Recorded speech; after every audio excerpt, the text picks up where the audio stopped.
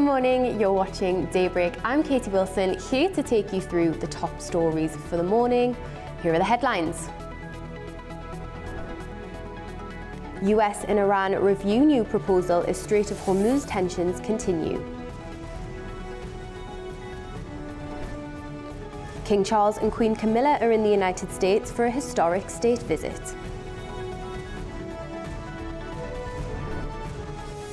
And 2 trains have collided in Indonesia, leaving at least 7 people dead and dozens of others injured.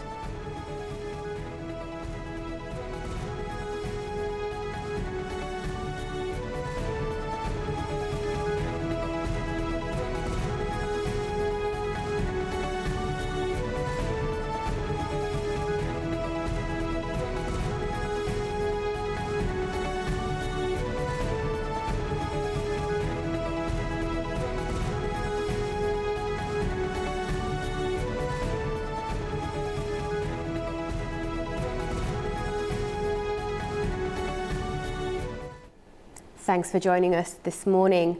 Our top story: tensions remain high as the US and Iran clash over how to end the war.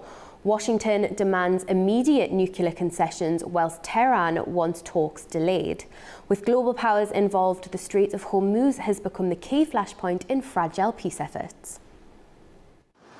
US President Donald Trump discussed a new Iranian proposal on ending the war with Tehran with top national security aides on Monday.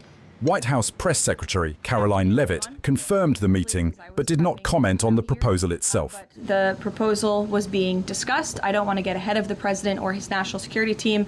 What I will reiterate is that the president's red lines with respect to Iran have been made very, very clear, not just to the American public, but also to them as well. The proposal suggests reopening the Strait of Hormuz and delaying talks on Iran's nuclear program. However, Trump's key demands remain unchanged. He wants the Strait of Hormuz fully open to oil transit and insists Iran hand over its enriched uranium. Iranian sources say Tehran's plan would postpone nuclear discussions until the war ends and shipping disputes in the Gulf are resolved. Iran's UN ambassador, Amir Said Iravani, reinforced Tehran's stance, stressing the importance of the Strait of Hormuz. Iran is not a party to the 1982 UN Convention on the Law of the Sea. Accordingly, it is not bound by its treaty-based provisions except to the extent that specific rules reflected therein are universally recognized as customary international law. It is regrettable that some members, by asserting the navigational rights must not be threatened, deliberately ignore the United States' imposition of a so-called maritime blockade that threatened international navigation. They have once again exposed their double standards. As tensions continue, UN Secretary-General Antonio Guterres joined global diplomats in urging a full reopening of the vital waterway amid reduced traffic and ongoing peace talks. I appeal to the parties: open the strait, let ships pass, no tolls, no discrimination, let trade resume, let the global economy breathe. Meanwhile, Iran's Foreign Minister Abbas Araghchi is holding talks with allies. He met Russian President Vladimir Putin in St. Petersburg to discuss bilateral ties and the Middle East situation. During the meeting, Araghchi said that US has offered a new round of talks, while Russia positioned itself as a mediator. Putin stated that Moscow will continue strengthening strategic relations with Tehran and is ready to support efforts for peace. As diplomatic efforts continue, uncertainty remains over the Strait of Hormuz, with ship traffic still far below normal levels and markets watching closely. Now let's take a look at the stories shaping the day across the globe. And we're beginning in the Middle East with Al Jazeera, who have a live page running covering the Iran war. So let's just get the latest on that. They say Trump is reviewing the peace plan proposed by Tehran and the UN is calling for Hormuz to reopen. So there we have it. President Trump's national security team is reviewing an Iranian proposed peace plan to halt the war and open the Strait of Hormuz whilst postponing talks on its nuclear program. And I think that's been the sticking point here. According to sources that have reported to Al Jazeera, those talks on the nuclear program is the sticking point. And as we see there, Iran's Foreign Minister Abbas Araghchi has met with Russian President Vladimir Putin in St. Petersburg. Now, we're going to have more on that on the programme later, so stay tuned for all of the analysis from that and what we've learned from that meeting between Russia and Iran. Now, we are going to zip across the pond to CNN, who are leading on a slightly different story. So they are leading on the suspect charged in the White House Correspondents' Dinner. Now, they have, as you see, this is CNN Investigates that is leading this. Now, they are talking about the suspected shooter's social media posts, which saw a shift from video games to political rage. Now, they say the suspect charged shared posts comparing President Trump to Hitler and encouraged others critical of Trump's presidency to purchase guns. Now, this is a CNN review of 2 social media accounts that appear to belong to him. So, as we can see, the accounts linked to Cole Thomas Allen, who appeared in court today on charges of attempting to assassinate Trump, shifted in recent years from posts about video games to angrier political messaging. So, really interesting investigation there coming out of CNN. Now, we are going to head back across the Atlantic to the BBC, who are discussing King Charles and Queen Camilla's state visit to the US. So they've already arrived for the start of this 4-day state visit, and it is the first since Queen Elizabeth II's visit to the US in 2007. So a very politically significant visit here, and obviously comes at a politically sensitive time. And security is, of course, extremely tight after the shooting incident, in Washington, D.C., at an event attended by the president on Saturday. So this, as we can see here, is their arrival. They were greeted by the Trumps in Washington.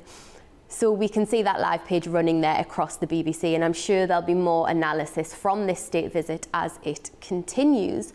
But let's take a look at a different outlet. They're running a slightly different angle on this state visit. Let's take a look at The Guardian and what they're saying. So they are talking about King Charles to meet Trump off the camera over fears of a Zelensky-style clash. Now, we were discussing this earlier on in the newsroom. Yes, the Trumps and the Windsors have already met, but this is the Oval Office. Now, if you remember that tense meeting back in February 2025 between Trump and Zelensky, that often happens that Trump sits with a president, a prime minister, a head of state in the Oval Office in front of cameras, but British officials have really been pushing for this to be off camera. You know, we know Trump is quite an unpredictable president, and what they didn't want was a repeat of the scenes between Trump and Zelensky in front of the world's press. So Washington has accepted this agreement. So Charles and Trump will meet in the Oval Office, but we're not going to see it. And The Guardian is leading on that one. So again, as I say, plenty more to come from that state visit there. But finally, I can't round off this press review without talking about CBC Sports leading on the Champions League semi-finals, which kick off tonight. Paris Saint-Germain will play Bayern Munich today, with Arsenal playing Atletico Madrid tomorrow. Now, these are one of those 2-legged semi-finals, so they'll play each other home and away. Scores will get added up. Now, as Karabakh fans here in Baku know all too well, that can be quite painful when it's a 2-legged match. So very interesting to see what happens there. Will PSG hold on to the title? They're the reigning champions of the Champions League.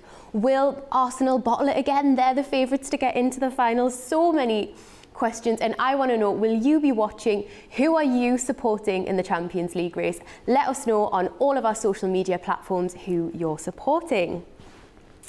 Now, that rounds off today's press roundup, so we're going to go to a short break now, and when I return, I'll discuss the rest of the global stories. Stay with us.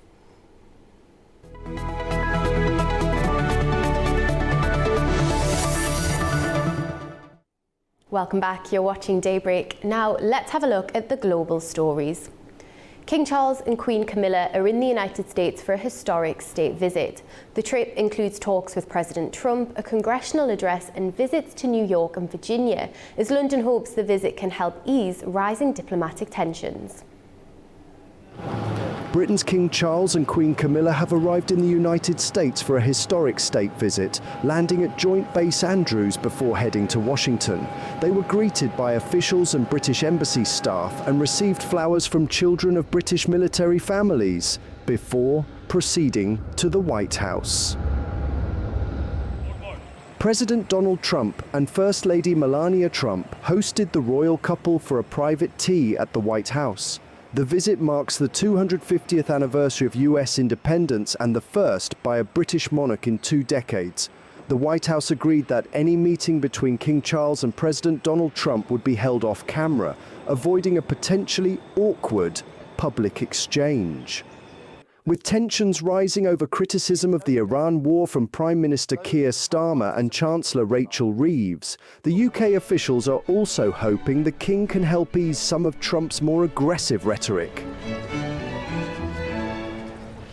King Charles is expected to address the US Congress on Tuesday, only the second time a British monarch has done so. The programme also includes commemorations in New York for 9/11 victims and meetings on conservation work in Virginia. UN Secretary-General Antonio Guterres has warned that the nuclear non-proliferation treaty is eroding as he opened the 11th review conference of the pact, raising concerns over growing global nuclear risks. Disarmament is not the reward for peace. Disarmament is the foundation of peace. So before it's too late, let's break the collective amnesia around nuclear weapons. Let's renew faith in what we can achieve when we stand as one. Let's act with urgency to lift this cloud hanging over humanity. Thank you. 2 trains have collided in Indonesia, leaving at least 7 people dead and dozens more injured. The incident has forced a temporary suspension of long-distance train services to and from the capital, Jakarta.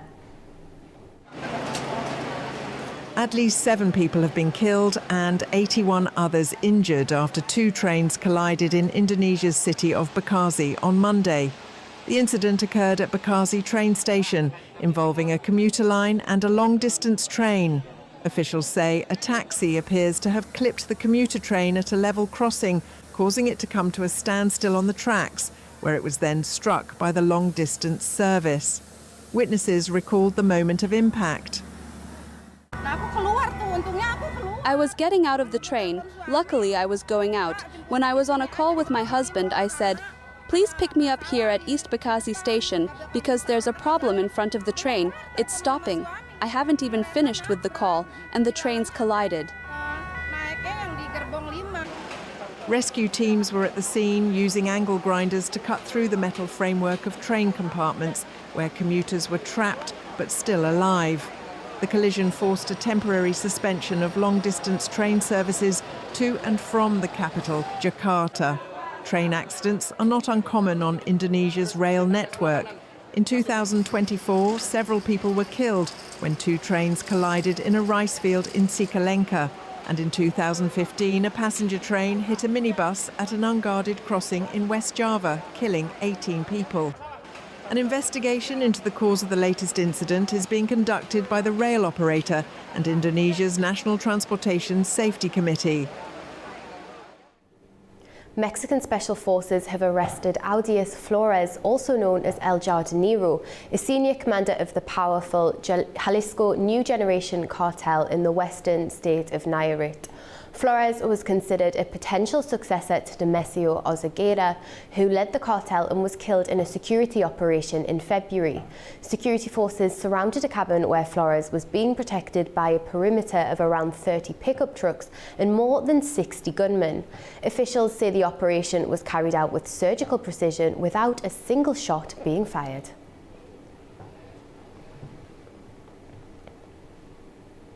Now, new figures point to another year of rising military spending worldwide as countries adjust to a more uncertain security environment. Some are expanding defence budgets in response to conflicts, regional tensions and long-term security plans. According to the Stockholm International Peace Research Institute, global military spending rose in 2025 to a record $2.89 trillion, a rise of nearly 3%. That's an average of 2.5% of countries' GDP, the highest since 2009. The US remained the largest spender at $954 billion, despite a 7.5% decline linked mainly to the absence of newly approved military assistance for Ukraine. The US, China, and Russia accounted for more than half of the global total. Europe was the main driver of the increase. Spending went up 14% as Russia, Ukraine, and European NATO members raised expenditure. Russia's spending reached $190 billion, while Ukraine's rose by 20% to $84.1 billion, around 40% of its GDP. European NATO members spent a combined $559 billion, led by Germany, whose expenditure rose by 24%. In Asia and Oceania, spending grew by 8.1%, the region's fastest yearly rise since 2009. China remained the second largest spenders, while Japan and Taiwan also recorded sharp increases. The Middle East remained broadly stable. Turkey's spending rose, while Iran's declined in real terms because of high inflation. The Stockholm International Peace Research Institute says the trend is likely to continue, with many countries pursuing long-term military spending amid geopolitical uncertainty. Fresh tensions are emerging between China and the European Union after Brussels widened its sanctions on Russia-linked trade to include Chinese companies. The move adds a new layer of strain to an already fragile relationship, raising broader questions over trade, sovereignty and how far Western sanctions can reach. Manu Maktoum reports. China has strongly opposed the European Union's latest Russia-related sanctions that include some Chinese companies, calling the move unfair and politically motivated. A spokesperson for the Ministry of Foreign Affairs of the People's Republic of China said that these firms are mainly involved in the trade of electronics, machinery and other commercial goods and have not provided weapons to Russia. Beijing argues that targeting them is an example of the EU applying its laws beyond its own jurisdiction. The sanctions are tied to the ongoing Russia-Ukraine war, with the EU aiming to block supplies that could support Russia's military capabilities.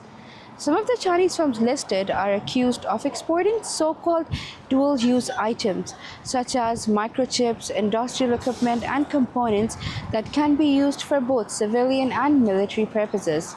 This has added pressure on China-EU relations, which are already facing challenges over trade and policy differences. China has called on the EU to reverse the decision and stop targeting its companies, warning that it will take necessary steps to protect their rights and interests. Officials say that the sanctions disrupt normal trade and could harm the general economic cooperation between China and Europe. Manu Maktoum, A News, Beijing. A small aircraft crashed southwest of South Sudan's capital Juba on Monday, killing all 14 people on board. That's according to the country's Civil Aviation Authority. The aircraft was flying from Yei to Juba International Airport when it lost contact with air traffic control shortly after takeoff. Authorities say the plane went down less than an hour into the flight, carrying 13 passengers and 1 pilot. Bad weather and low visibility are believed to have contributed to the crash. Recovery teams face difficult conditions reaching the remote site, and efforts are underway to recover and transport the remains.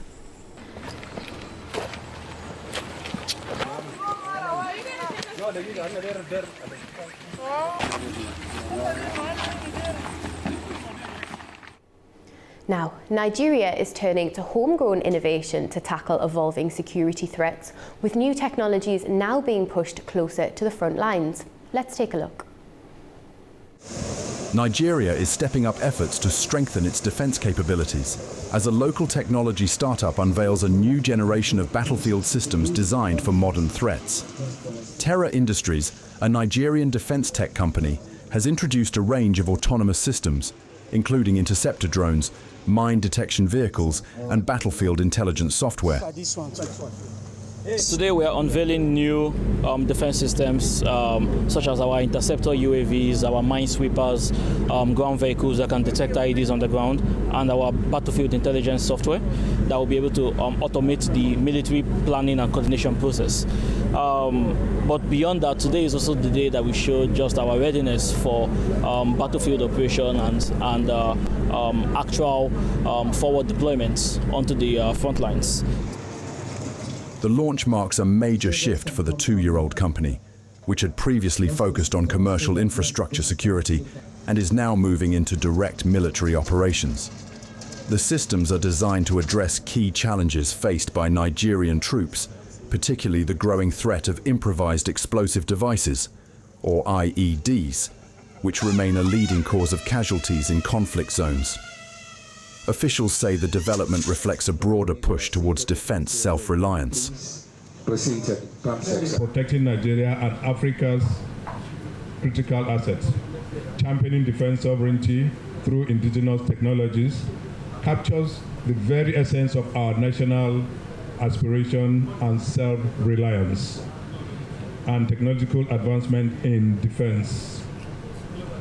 Today marks not just the commissioning of a facility, but the unveiling of a bold vision, one that reinforces Nigeria's commitment to safeguarding its sovereignty through indigenous capability and innovation. Among the technologies on display were unmanned ground vehicles capable of detecting explosives, as well as interceptor drones designed to neutralize aerial threats without relying on costly missile systems. The solutions that we are unveiling today, we've been working on these solutions for months, since last year. We have done a lot of research and development, and these solutions are unique because there is no other company that is bringing this on board for our troops in the field to use for real life problems the challenges that we are having. For example, problems with improvised explosive devices that we're having in the Northeast, now in the Northwest. The highest casualty we are sustaining is through improvised explosive devices. The solutions we are going to unveil today will be very useful to our troops. Terra Industries has also secured major backing, raising tens of millions of dollars from international investors and signing a joint venture agreement with Nigeria's State Defense Corporation earlier this year. The company plans to expand further, including building a large-scale drone manufacturing facility in Ghana as it positions itself at the center of Africa's growing defense technology sector. Staying in Africa, starting on May the 1st, African countries with ties to China will benefit from a zero-tariff deal on exports to the country. This comes as Africa's largest trading partner looks to become more competitive with suppliers from other regions. 53 African countries are set to receive zero-tariff treatment on exports to China. The policy, due to take effect on the 1st of May, was first outlined in 2024 by Chinese President Xi Jinping during a summit of the Forum on China-Africa Cooperation in Beijing. Officials have welcomed the move, describing it as a win for both sides. That is significant because it's going to be a win-win partnership for Africa. I think it's a very important opportunity for Africa.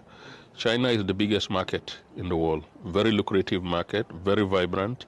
And to be able to access that market, I think is going to be extremely important for our industrialization in Africa, for our modernization efforts, but also for us to improve efficiency and effectiveness in our business models and production systems. But also for China, this will be also mutually beneficial. At a time when global trade is under strain, the move positions Africa more firmly within one of the world's largest consumer markets, where demand continues to grow. China remains Africa's largest trading partner, with bilateral trade reaching approximately $348 billion in 2025. Officials say they hope the zero-tariff policy will be sustained. For us, cashew nuts are our main product. Guinea-Bissau produces over 250,000 tons annually, and we export our cashews to Vietnam and India.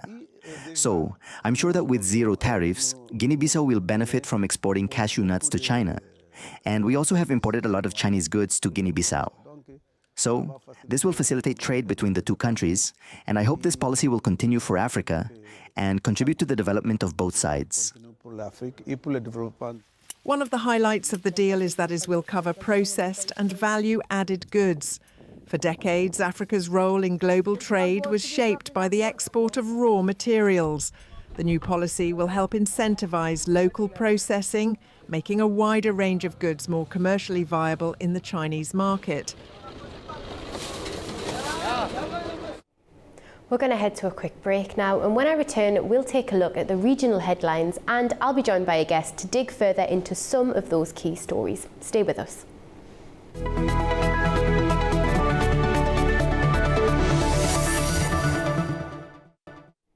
Welcome back, and thank you for joining me this morning. Now, let's go to the stories in the region. Afghanistan says Pakistani mortar and missile strikes have killed 7 people and wounded at least 85 in Kunar province, marking the first major attack since recent peace talks. Officials in Kabul say the strikes hit civilian areas, including a university in the provincial capital, Asadabad, with women, children and students among the wounded. Pakistan has denied targeting the university, calling the claims false and insisting its strikes are precise and intelligence-based. The incident comes just weeks after China-mediated talks aimed at easing tensions between Afghanistan and Pakistan, who have been locked in months of cross-border violence.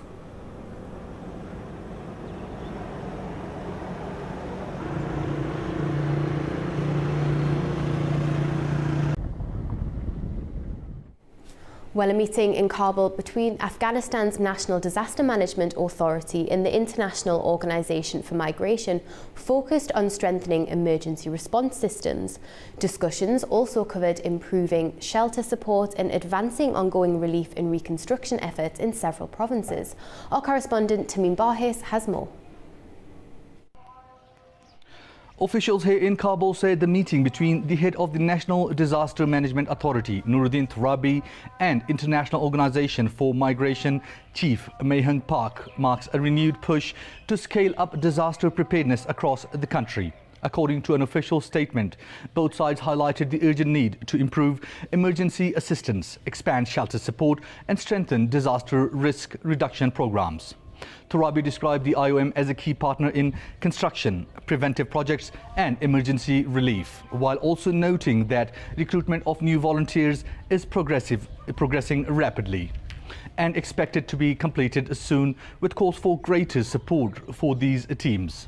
He also emphasized the importance of the National Disaster Management Information System, calling it a vital tool in strengthening coordination and community resilience. For her part, Mehang Park praised the strong cooperation between the two organizations and said she has directed her teams to intensify collaboration, aiming to build a more effective national disaster response mechanism. Park also confirmed that previously stalled projects in Paktia province have now resumed and are expected to be completed soon, while shelter construction for earthquake-affected communities in Kunar province is ongoing. Tamim Bahis in Kabul, A News. Iraq has taken a key step towards forming a new government. President Nisar Ahmedi has appointed Ali al-Zaidi as Prime Minister designate during a ceremony at the government palace in Baghdad.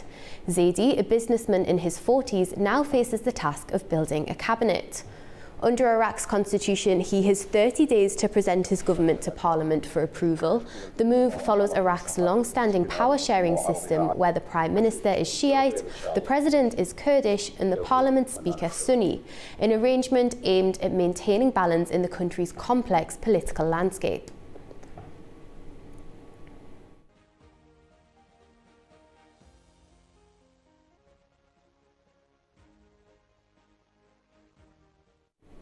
Now, for today's regional discussion topic, let's take a look at the reaction to recent resolutions adopted by the Parliament of Belgium, the Netherlands and the European Parliament, particularly the reaction to them here in Baku ahead of upcoming parliamentary elections in Armenia. Joining me now in the studio to unpack all of this is Elmira Talibzadeh, political analyst at the Caucasus Policy Analysis Centre. So thank you for joining me. Morning, thank you for coming me, thank you for inviting me, thank you for having me. Now, to start off with, can you give me some background to this incident? What happened and how has Baku and even Yerevan reacted? Thank you for the brilliant question. As we all can see, now at this time the South Caucasus is living in the very rare but fragile moment. We all know we're close to the peace with Armenia. At this time, in many years, we're closest than ever. But however, there is some pressure coming outside to this process, and the pressure coming and shaping the negotiation without full acknowledgement in this process. We see how some resolution adopted in some Western political circles. We see some statements, public statements, Mr. Mamdani's statement. And we also see some other actions toward the process. First of all, I want to touch the anti-Azerbaijan resolutions adopted in Belgium and the Netherlands. As we know, they haven't the key moments. For example, there is no word about 600,000 or to 700,000 Azerbaijani forced persons, and they don't talk about the suffering of Azerbaijani people, and there wasn't any debate in European political circles during these years. But however, they're trying to force the process. And the second thing that I want to talk about is about Mamdani's speech. As we know, it's all because the influence and effect of Armenian diaspora in Washington, in some political circles in Washington, some congressmen and some political persons as Adam Schiffer, as Bob Menendez, Franco Poloni and other persons, they're always trying to activate the process in the case that they want to see it. For example, we know there is about 100 Armenians in Armenian Caucus in Congress. The Armenian diaspora estimates about 1.5 to 2 million people. And also there is a big influence of such organization as Armenian National Committee in America and Armenian Assembly in America.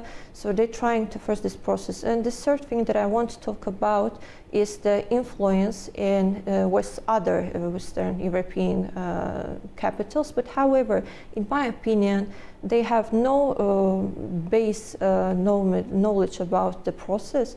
And the point of Armenian diaspora is not matching with the point of Armenian that live next to Azerbaijan.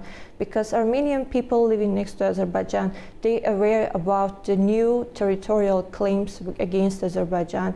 They know how to live in war conditions, and they don't want to start another war. They know how the cost of all of these actions. So I think they have to underestimate that. And when we're talking about the process itself, Armenian people want to create some communication, want to start integrational process and open economic development with Azerbaijani people. But however, the representatives of Armenian diaspora in the Western European countries, in Brussels, in Washington itself, they're not aware about the real position of Armenian people, Armenian citizens living in Armenia.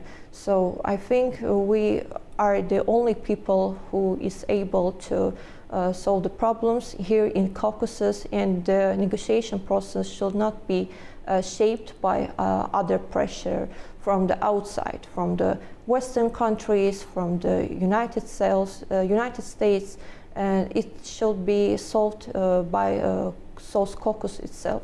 So if we are living there, we have to be able to solve the problems ourselves.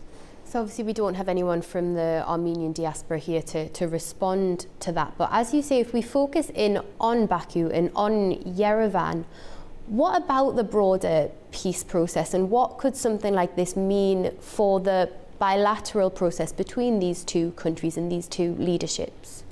Well, as we know, there is some initiatives between official Yerevan and Baku, and when we're talking about the influence of expert community, as a representative of this expert community, I think the more close attachment we have with them, it's making our close to the peace agreement between our countries. And we have to know that, we have to remember that any other state, even Russia, even European Union, even United States, where we just had a three-side meeting in August 2025, they are not the sides of the conflict. So I think between our president, Mr. President Aliyev, and the Prime Minister of Armenia, Nikol Pashinyan, there is some other context. There is their relations becoming closer. And I think even the expert community should work on that process more actively. And obviously this all comes ahead of parliamentary elections in Armenia. Could you tell me more about those and what that could mean for this process? Well, for Azerbaijan, we're doing so of course it's not our elections, so we are not able to say something to our interest in that, but Azerbaijan, official government of Azerbaijan is interested in the win of the person that will be able to start a peace, to continue peace communication, to continue negotiation in the peace process between these two countries. If there will come some revanchists and with some other ideology that will be had a bad effect to the process, of course we are not agree with that.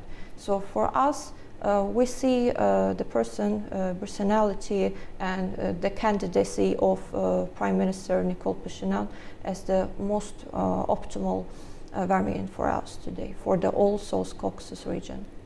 And both representatives from Armenia and Azerbaijan were very optimistic at the Antalya Diplomacy Forum. Armenia's Deputy Foreign Minister called the Washington Agreement a game changer, and there was a real sense of optimism there. So how concerned are both sides that there may be stumbling blocks in this peace process?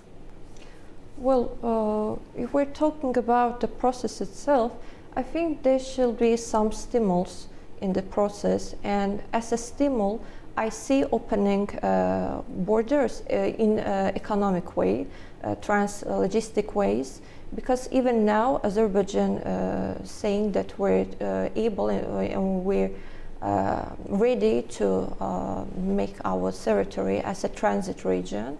So there is a very big number of transportation of export import from Russia to Armenia via transit in Azerbaijan. So I think some stimulus in economic and translogistic way will make it process to become quicker. And obviously in terms of this incident, what will that mean for Azerbaijan's relationship with the European Union? I think anti-Azerbaijani resolutions will not affect to our relations with the European Union, because we have strong relations in many spheres, in economic, in energy, even in other spheres of bilateral relations. But of course, it's making some political message to Baku, and we recognize this message as trying to participate in this two-side process. But the position that they have is based without any base acknowledgement in international law, in world history. So they're trying to look to the process and to make it even worse than it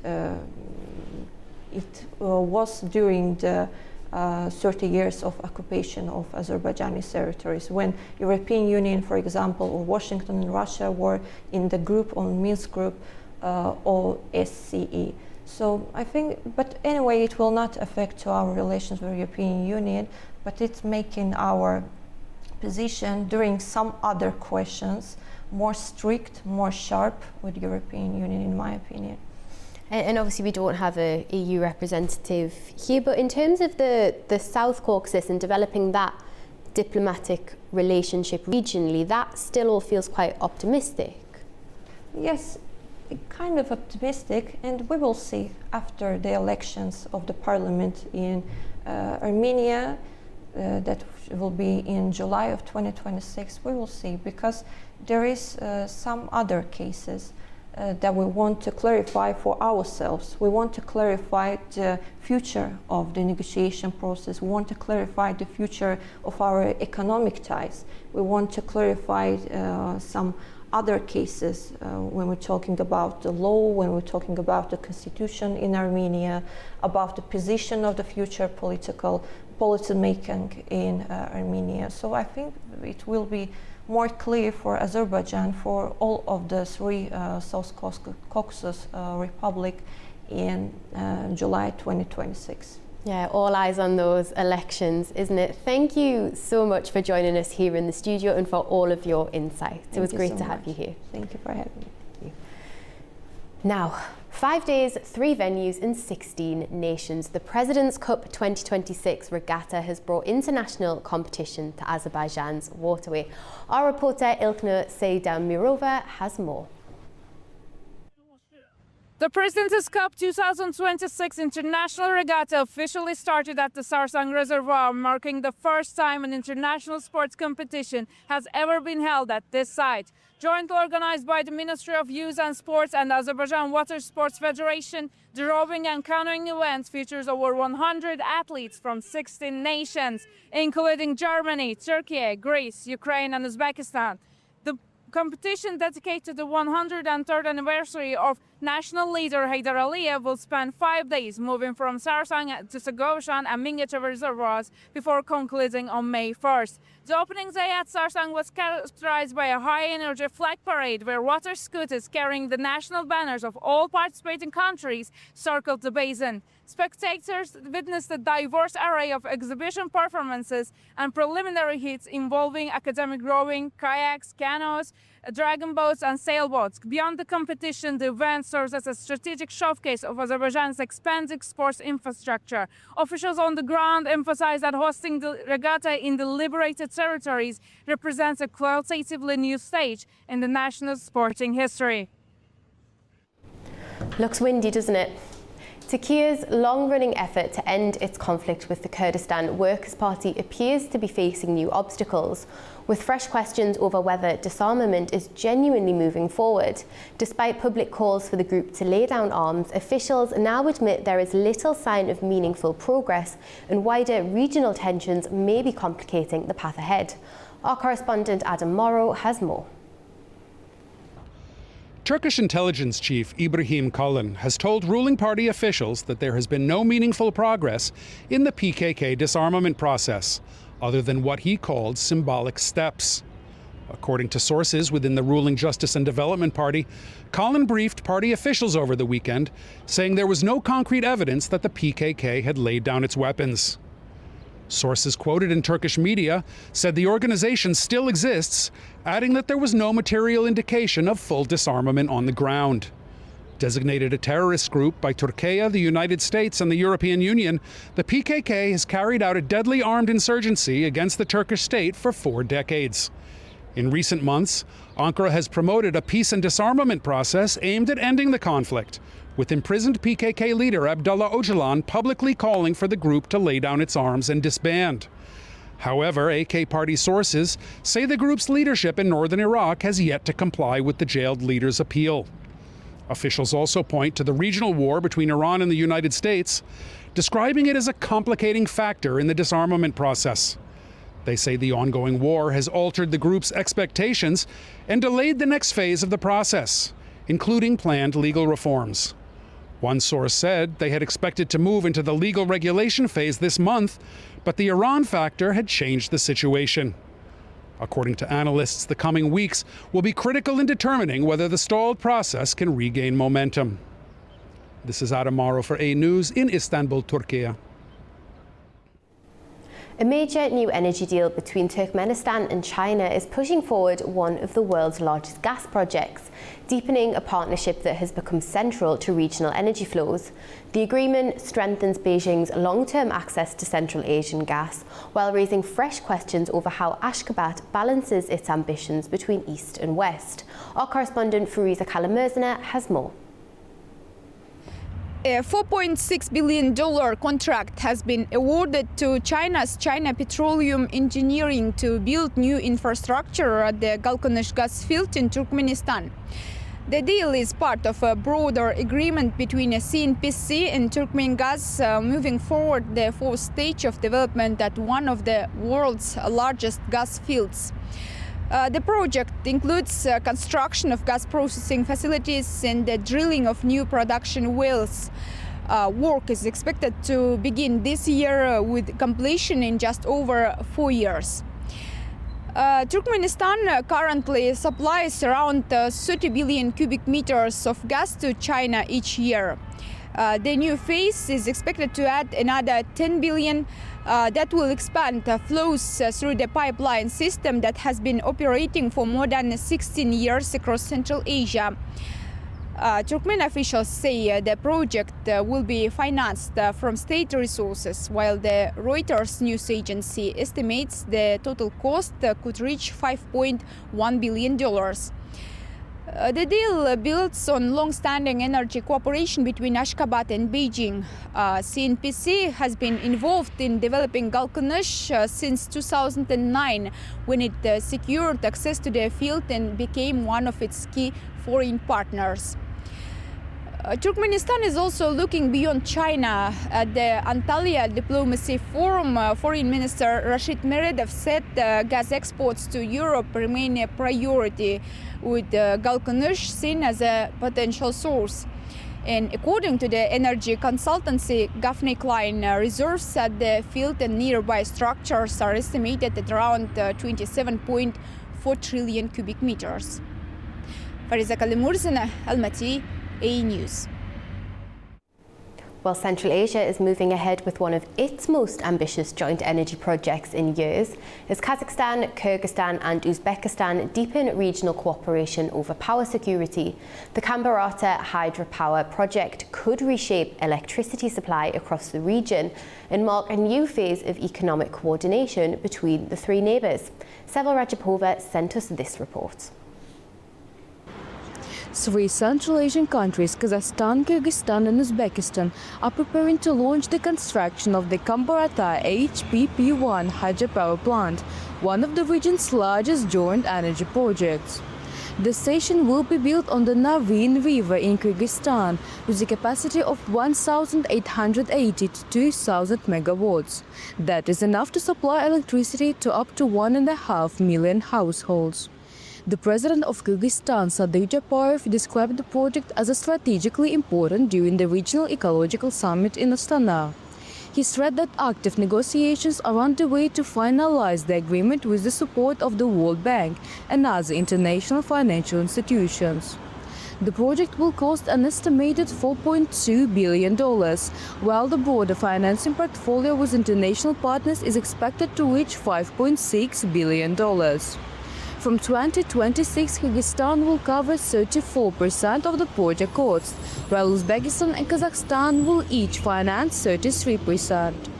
Electricity generated by the station will be distributed among the three countries according to their shares. The sides also agreed to establish a separate joint stock company in Kyrgyzstan to manage the construction and future operations of the plant. Officials say Kambarata HPP-1 will help reduce seasonal electricity shortages and support long-term sustainable development in the region. It is Seva Rajapova reporting from Tashkent, Uzbekistan, A News. Time for a quick break now, and when I come back I'll have a full update on the latest headlines, plus another look at what's making the front pages this morning. Stay with us.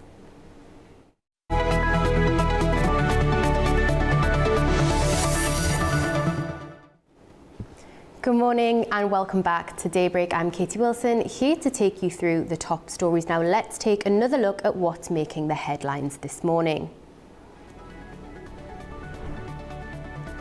The US and Iran review new proposals as Strait of Hormuz tensions continue.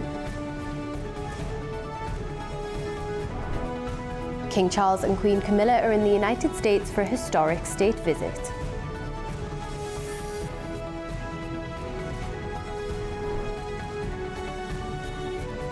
Two collided in Indonesia, leaving at least 7 people dead and dozens of others injured.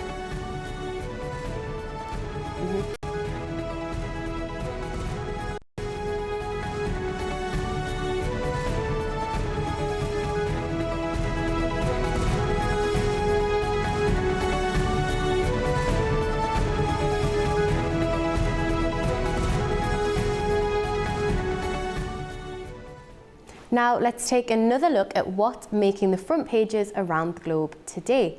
Now we're starting off with The Guardian in the UK, which is reporting on King Charles's state visit to the US, but from a quite slightly interesting angle. So King Charles is to meet Trump off camera over fears of a Zelensky-style clash. So here we're talking about the meeting in the Oval Office. Obviously, we've seen yesterday that the Trumps greeted King Charles, Queen Camilla, but this is about that Oval Office where typically heads of state, prime ministers, presidents will meet with the president in front of the world's media, and this is where British officials have requested for this to happen off camera. Obviously, Trump isn't the most predictable president, and there's a fear of a repeat of those scenes in the Oval Office between Trump and Zelensky. I'm sure we all remember that back in February 2025, essentially an argument in front of the world press. Now, Washington has agreed to this, so the state visit, the 4-day state visit, is well underway, but we won't be expecting any pictures of Charles in the Oval Office alongside President Trump. Now, we are going to head over to the BBC now for a harrowing story which broke overnight. 8 children are still missing after a gunman raided an unregistered orphanage in Nigeria's north-central Kogi state and kidnapped 23 others. That's according to authorities over there. BBC are running this. Their gunmen raid Nigerian orphanage and kidnap children. Now, no group has claimed responsibility for the attack, but security sources say the state has a functional Boko Haram cell and that there have been several violent attacks in the area. So as I say, a harrowing story. We expect to hear more on this as the day gets underway. But for now, let's return to our top story. Let's return to A News and the A News website, which is leading on that war in the Middle East. And the US President Trump the national security team is reviewing an Iranian peace plan to halt the war and open the Strait of Hormuz. A News has got a live page running here. Now, reports are saying that Trump is unhappy with Iran's proposal, and that's likely due to the nuclear agreement. And Tehran has praised its ties with Moscow after Abbas Araghchi made a visit to President Putin in St. Petersburg. Now, we are going to get more on that story later on the programme, so stay with us for that. But of course, you can keep across the A News live pages with the latest developments here throughout the day. Now, that rounds off your press review. Now, let's get the latest top stories. And let's go to our report for more on this story on tensions in the Middle East. US President Donald Trump discussed a new Iranian proposal on ending the war with Tehran with top national security aides on Monday. White House Press Secretary Caroline Leavitt confirmed the meeting, but did not comment on the proposal itself. The proposal was being discussed. I don't want to get ahead of the president or his national security team. What I will reiterate is that the president's red lines with respect to Iran have been made very, very clear, not just to the American public, but also to them as well. The proposal suggests reopening the Strait of Hormuz and delaying talks on Iran's nuclear program. However, Trump's key demands remain unchanged. He wants the Strait of Hormuz fully open to oil transit and insists Iran hand over its enriched uranium. Iranian sources say Tehran's plan would postpone nuclear discussions until the war ends and shipping disputes in the Gulf are resolved. Iran's UN ambassador, Amir Said Iravani, reinforced Tehran's stance, stressing the importance of the Strait of Hormuz. Iran is not a party to the 1982 UN Convention on the Law of the Sea. Accordingly, it is not bound by its treaty-based provisions except to the extent that specific rules reflected therein are universally recognized as customary international law. It is regrettable that some members, while asserting the navigational rights must not be threatened, deliberately ignore the United States imposition of a so-called maritime blockade that threatened international navigation. They have once again exposed their double standards. As tensions continue, UN Secretary-General Antonio Guterres joined global diplomats in urging a full reopening of the vital waterway amid reduced traffic and ongoing peace talks. I appeal to the parties, open the strait, let ships pass, no tolls, no discrimination, let trade resume, let the global economy breathe. Meanwhile, Iran's Foreign Minister Abbas Araghchi is holding talks with allies. He met Russian President Vladimir Putin in St. Petersburg to discuss bilateral ties and the Middle East situation. During the meeting, Araghchi said that US has offered a new round of talks, while Russia positioned itself as a mediator. Putin stated that Moscow will continue strengthening strategic relations with Tehran and is ready to support efforts for peace. As diplomatic efforts continue, uncertainty remains over the Strait of Hormuz, with ship traffic still far below normal levels and markets watching closely. Tensions remain high as the US and Iran clash over how to end the war. Washington demands immediate nuclear concessions, whilst Tehran wants talks delayed. With global powers involved, the Strait of Hormuz has become the key flashpoint in fragile peace efforts. Britain's King Charles and Queen Camilla have arrived in the United States for a historic state visit, landing at Joint Base Andrews before heading to Washington. They were greeted by officials and British Embassy staff and received flowers from children of British military families before proceeding to the White House. President Donald Trump and First Lady Melania Trump hosted the royal couple for a private tea at the White House. The visit marks the 250th anniversary of US independence and the first by a British monarch in 2 decades. The White House agreed that any meeting between King Charles and President Donald Trump would be held off camera, avoiding a potentially awkward public exchange. With tensions rising over criticism of the Iran war from Prime Minister Keir Starmer and Chancellor Rachel Reeves, the UK officials are also hoping the King can help ease some of Trump's more aggressive rhetoric. King Charles is expected to address the US Congress on Tuesday, only the second time a British monarch has done so. The programme also includes commemorations in New York for 9/11 victims and meetings on conservation work in Virginia. UN Secretary-General Antonio Guterres has warned that the Nuclear Non-Proliferation Treaty is eroding as he opened the 11th Review Conference of the Pact, raising concerns over growing global nuclear risks.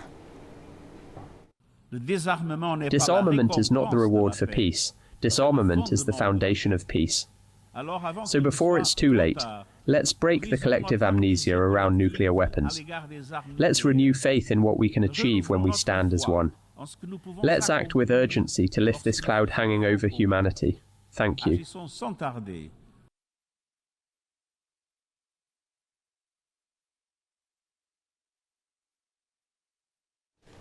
Now, Iran's Foreign Minister Abbas Araghchi has hailed Moscow and Tehran's strategic relationship as he met with Russian President Vladimir Putin for talks on the Iran war. It comes as sources say President Trump is unlikely to accept Iran's latest proposal to end the war. Joining us now is political analyst Dmitry Brishta. Thank you for joining us. Now, what has emerged from these talks between Iran and Russia? What do we know so far? Good morning. In my view, the visit of Iranian Foreign Minister Abbas Araghchi to Russia for talks with President Vladimir Putin is a signal that Russia is trying to help Iran to find diplomatic solution with the United States of America of course, for Russia is important also because any political changes in Iran also could harm Russian interests in the region. The most important point also is that Iran wants to show that it's not isolated, because as we know, Tehran is under strong Western pressure. It's facing regional confrontation, and it needs diplomatic support from influential global actors like Russia or China.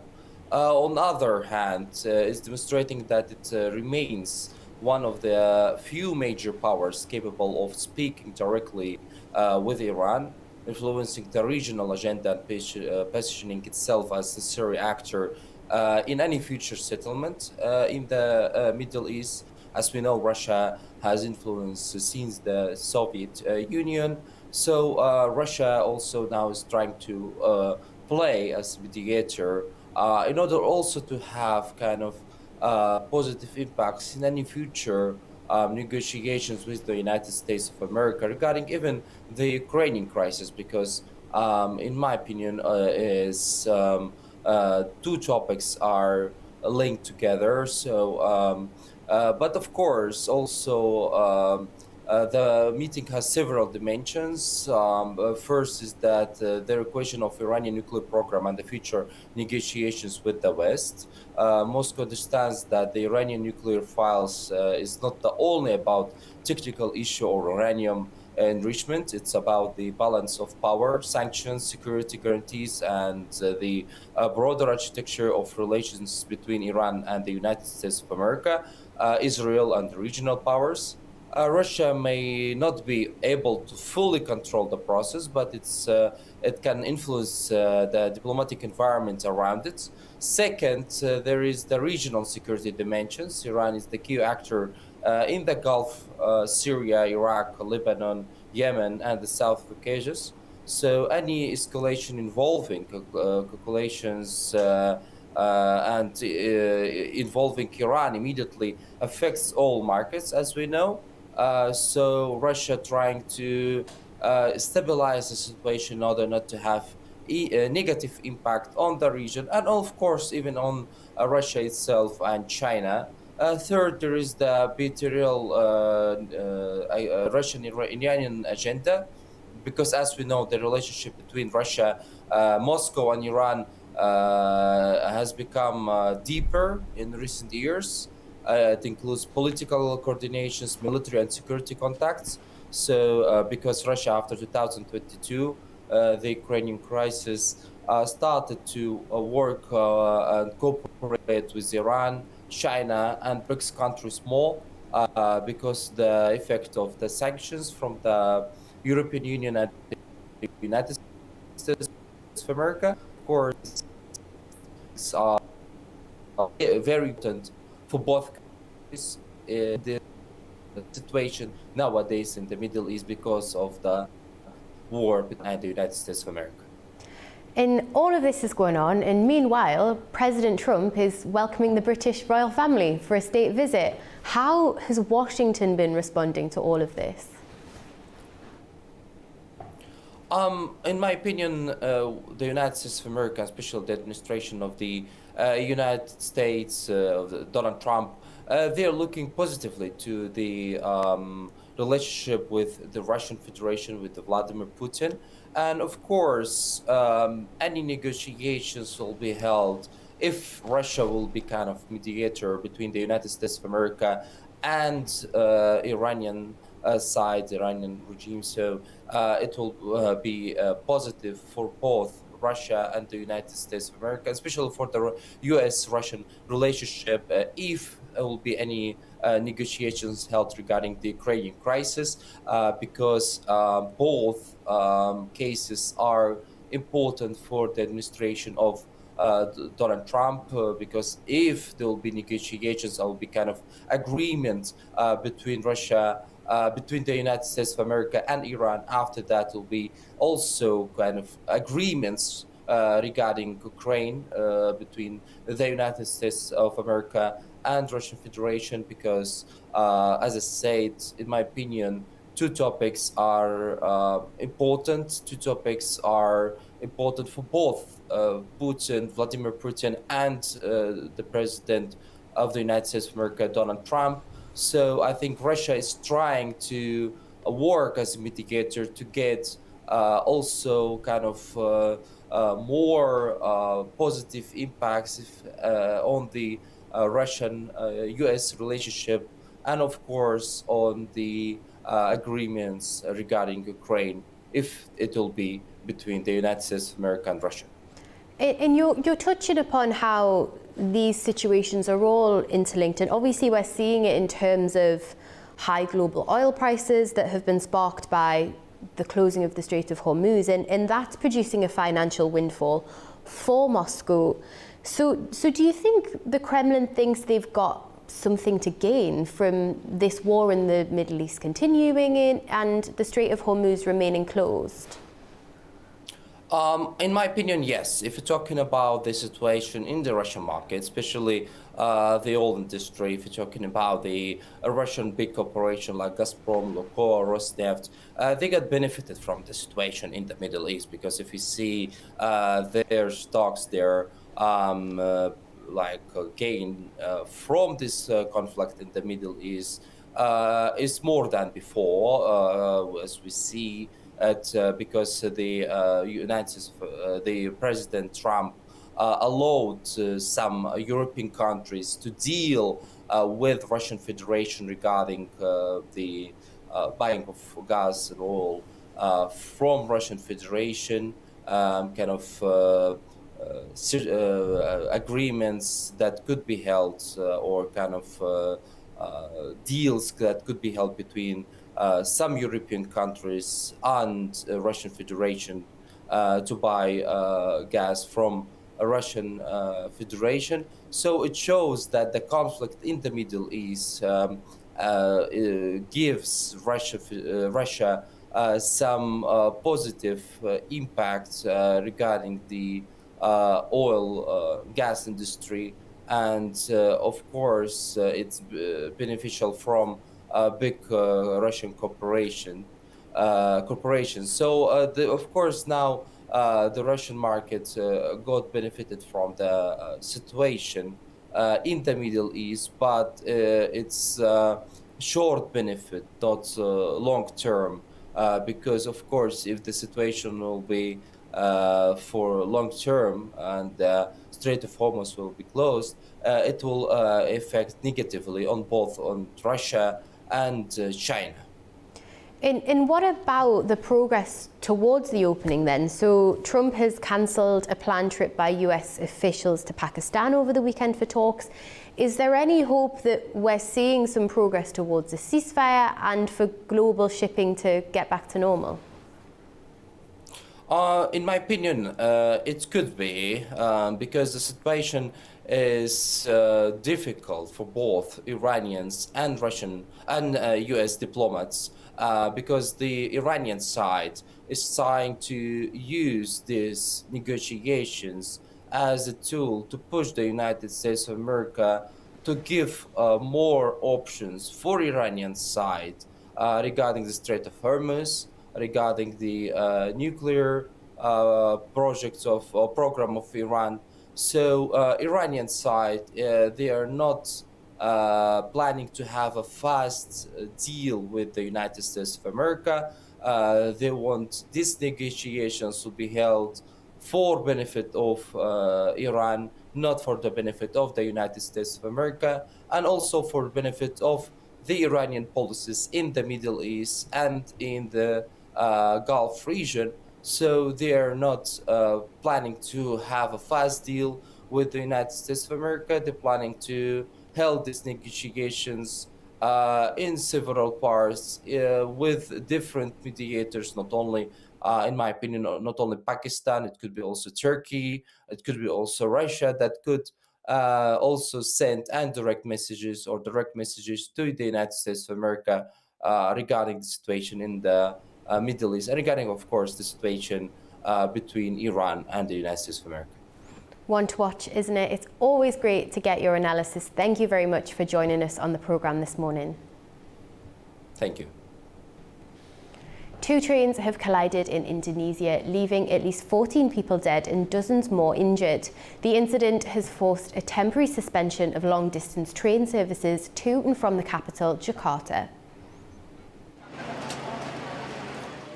At least 14 people have been killed and more than 80 others injured after two trains collided in Indonesia's city of Bekasi on Monday. The incident occurred at Bekasi train station, involving a commuter line and a long-distance train. Officials say a taxi appears to have clipped the commuter train at a level crossing, causing it to come to a standstill on the tracks, where it was then struck by the long-distance service. Witnesses recalled the moment of impact.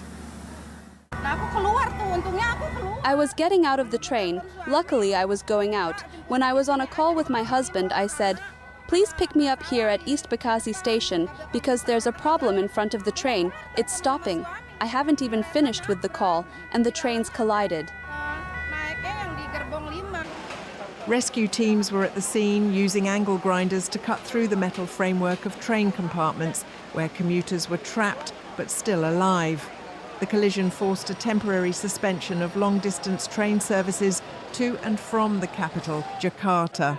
Train accidents are not uncommon on Indonesia's rail network. In 2024, several people were killed when two trains collided in a rice field in Cicalengka. And in 2015, a passenger train hit a minibus at an unguarded crossing in West Java, killing 18 people. An investigation into the cause of the latest incident is being conducted by the rail operator and Indonesia's National Transportation Safety Committee.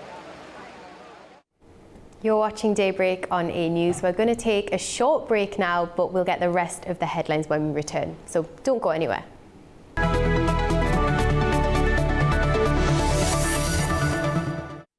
Welcome back. You're watching Daybreak with me, Katie Wilson. Now, Romania's pro-European government is under pressure after its largest partner pulled out. A no-confidence vote is looming and the next few days are critical.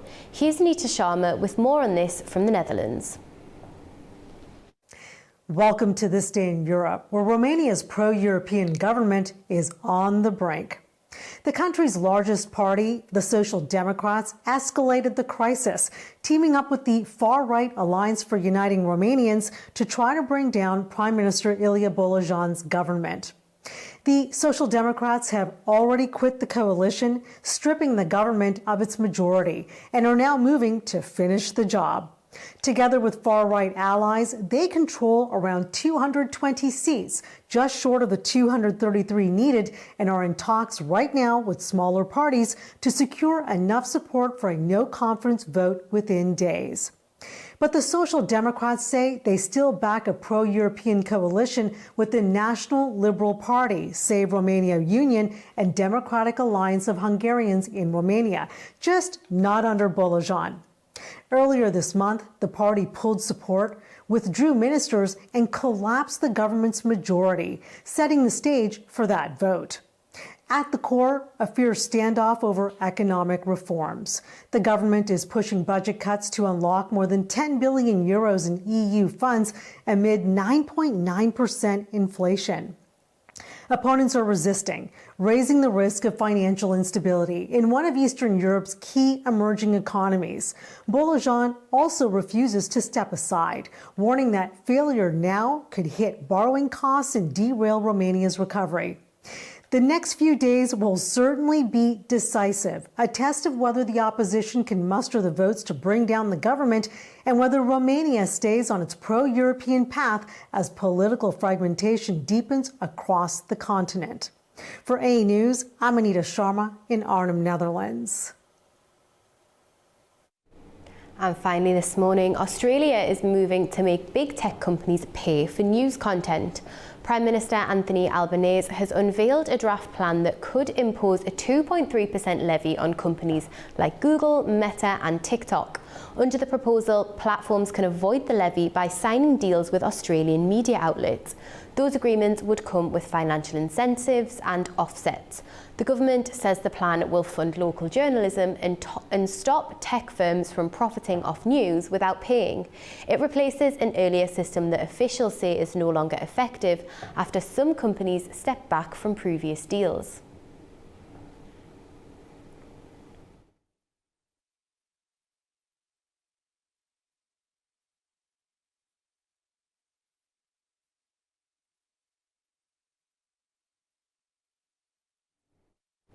Well, that's all from me this morning. Thank you very much for watching this edition of Daybreak, and I wish you a wonderful start to your day.